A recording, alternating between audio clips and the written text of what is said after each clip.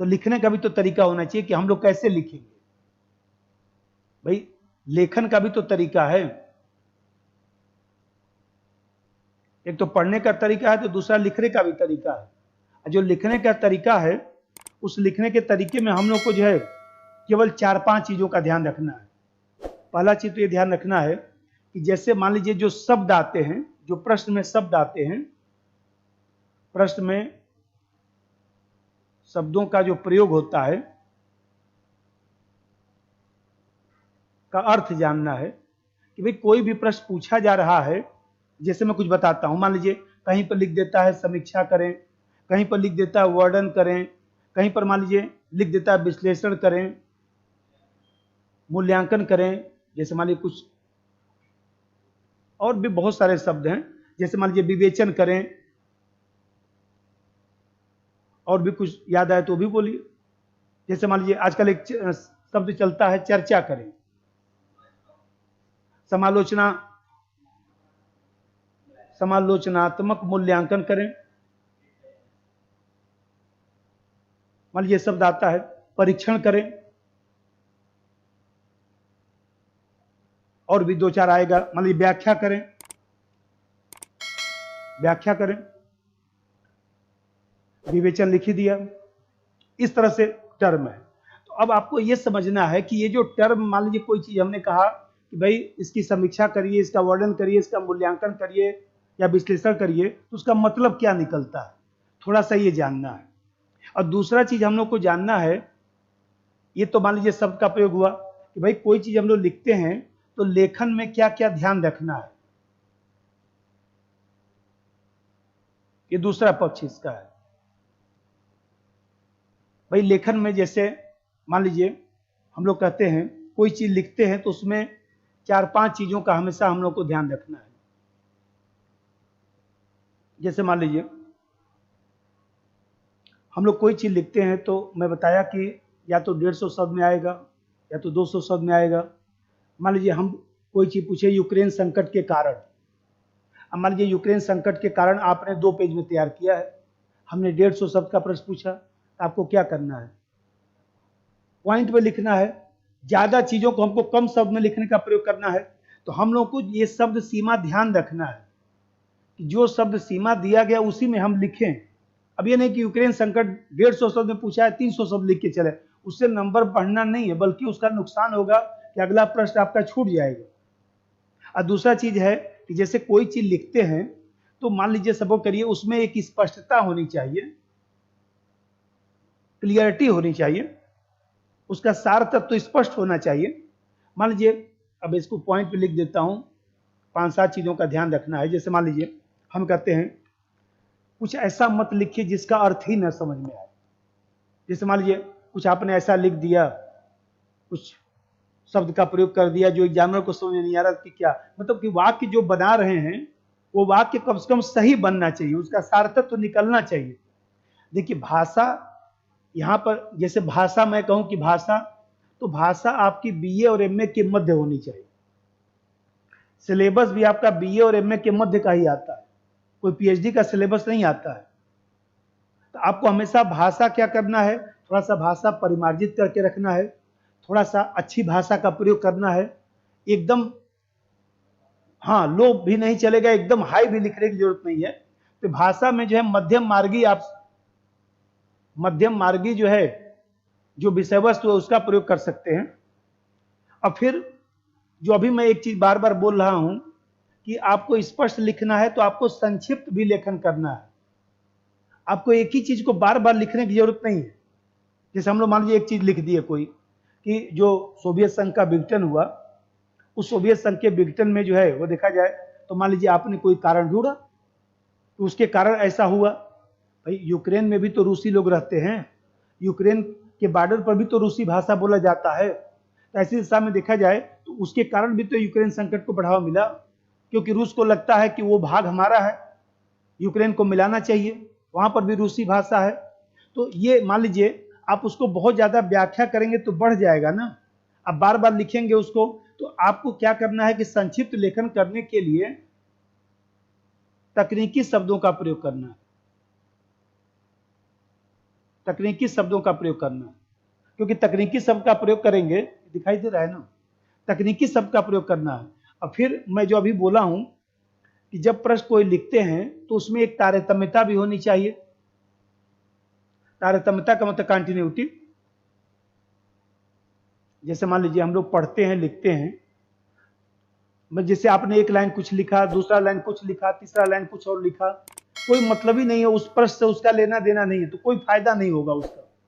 और एक चीज हम लोग को बार बार ये ध्यान रखना है, जो सबसे महत्वपूर्ण है, आपका जो लेखन गति है वो हम लोग को ध्यान रखना है कि जो लेखन गति है वो आपका ठीक होना चाहिए।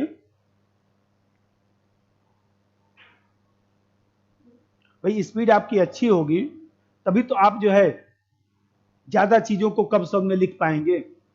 और लेखन गति बढ़ाने के लिए आपको जरूरी है कि आप जो है, जैसे मैं बताया कि हम लोग को मंडे से फ्राइडे सामान्यतः क्लास चलता है।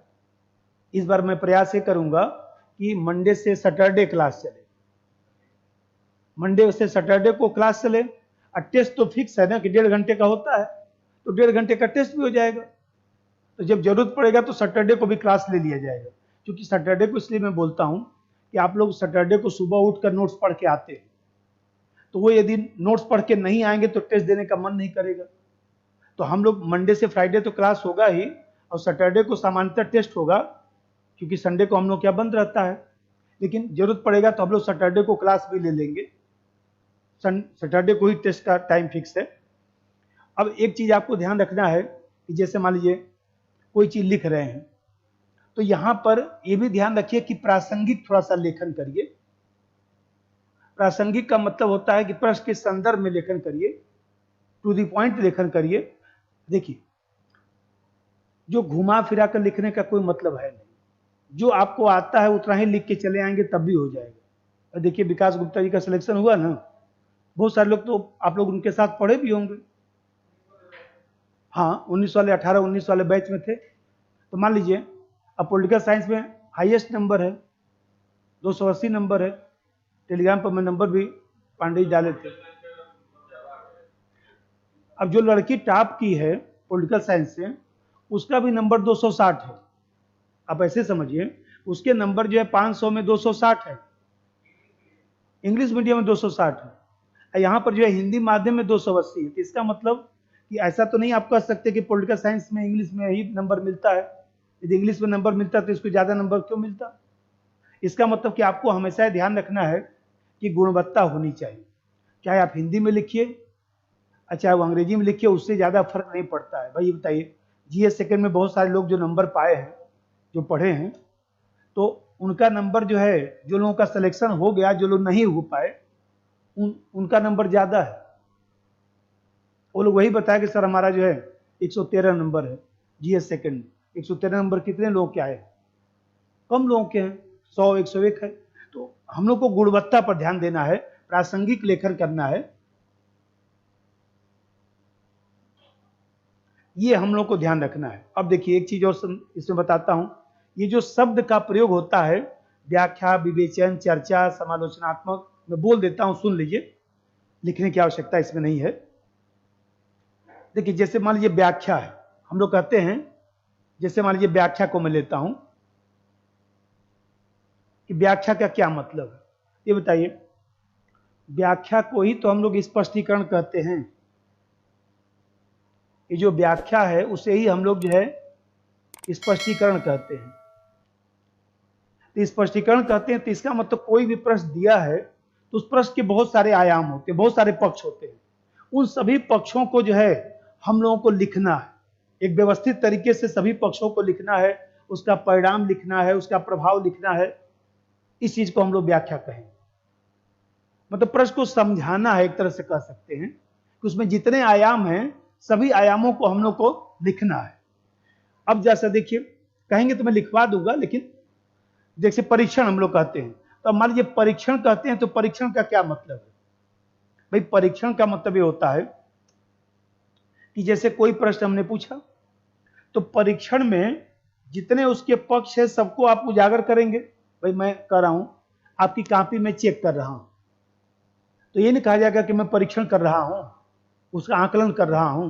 तो मैं आकलन करके क्या करता हूं, यही तो लिखता हूं कि आपकी शब्द सीमा ज्यादा है। आपने जो है कारण नहीं लिखा, आपने प्रश्न में 4 बात पूछा गया था, आपने 2 ही बात लिखा है। यही सब तो मैं टेस्ट का कॉपी चेक करके लिख के देता हूं आप लोगों को। ये बताइए परीक्षण का मतलब क्या हुआ कि जितने पक्ष हैं उसको उजागर करिए, उसको पूर्णतः समझाने का प्रयास करिए, उसी बात को परीक्षण कहा जाता है। जो महत्व है वो भी लिखिए, जो समस्या है वो भी लिखिए, जो हाँ दोनों पक्षों को लिखिए आप।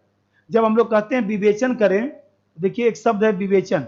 जब हम लोग विवेचन कहते हैं तो विवेचन का मतलब क्या है भाई? विवेचन जो शब्द होता है वो विवेचना शब्द से बना है। अब विवेचना का मतलब होता है कि जैसे मान लीजिए कोई घटना घटती है तो उसका हम लोग विवेचन करते हैं। तो विवेचन हमेशा अनुभविक होता है, विवेचन हमेशा जो है अनुभविक होता है, प्रत्यक्ष होता है, व्यवहारिक होता है। तो जब हम लोग विवेचना करते हैं तो इस विवेचना में अनुभविक जो पक्ष है, जो प्रत्यक्ष पक्ष है, जो व्यवहारिक पक्ष है, उस पर हम लोग को चर्चा करना चाहिए। एक शब्द देखिए यहां पर लिखा हूं चर्चा करें। देखिए चर्चा का मतलब ही होता है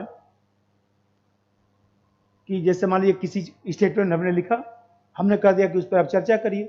तो चर्चा का मतलब क्या हुआ? स्टेटमेंट को समझाना और उसी में दो तीन मान लीजिए उसके महत्व भी लिख देना, उसकी समस्या भी लिख देना, सुझाव भी लिख देना, इसी को हम लोग चर्चा करते हैं।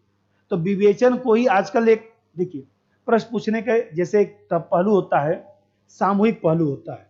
सामूहिक पहलू का मतलब यह है कि जैसे मान लीजिए जब हम लोग कोई प्रश्न पूछते हैं, एक तो व्यक्तिगत चीज पूछी जाती है और एक सामूहिक चीज पूछी जाती है। तो ये जो मान लीजिए हमने चर्चा करने के लिए कहा, तो चर्चा सामूहिक पक्ष है, मूल्यांकन सामूहिक पक्ष है, विश्लेषण सामूहिक पक्ष है, और उसी का व्यक्तिगत जो पक्ष होता है उसी को हम लोग समीक्षा कर देते हैं, वर्णन करना कर देते हैं, विवेचन करना कह देते हैं। तो इसी को हम लोग चर्चा करना कहेंगे। और जब समालोचनात्मक मैं कहूंगा कि समालोचनात्मक मूल्यांकन करें या समालोचना करें, समालोचना का मतलब होता है कि चीजों को समझाइए और समझा कर जो है पहले उसका महत्व लिखिए, प्रासंगिकता लिखिए, फिर समस्या लिखिए, फिर इसका मूल्यांकन कर दीजिए। और उसी चीज को हम लोग समीक्षा भी कहते हैं कि विभिन्न पक्षों को लिखना, उसमें सुझाव भी देना है, क्रमबद्ध उसका उल्लेख भी करना है। एक आलोचनात्मक समीक्षा आता है। तो आलोचनात्मक समीक्षा में कुछ नहीं करना है, आलोचना लिखना है, आलोचना लिखने के बाद उसका महत्व लिख देना है। जितना मैं बोला, आप लोग एक चीज गौर किए होंगे, उसमें मैंने क्या बोला है? महत्व, समस्या, और तीसरा चीज बोला हूं कि उस चीज को समझाना है कि वो चीज है क्या। यही तो सबका सार तत्व है। तो कोई भी प्रश्न आता है तो आपको जो है 4-5 चीज लिखना है। जो प्रश्न पूछा गया उसी का उत्तर चुपचाप लिखना है। ये ध्यान रखिए, इस शब्द के जाल में आप ज्यादा मत समझिए, क्योंकि ये शब्द जो है प्रश्न पूछने के लिए होते हैं। तो मैं बता रहा था, ठीक है, और ये तो मैं बता ही दिया। देखिए ये सब जो चीजें हैं सब सीमा में लिखना है, चाहे स्पष्ट लिखना है, चाहे भाषा आपकी होनी चाहिए, ये सब लिखने से ही आएगा। जितना लिखेंगे उतना ही सुधरेगा।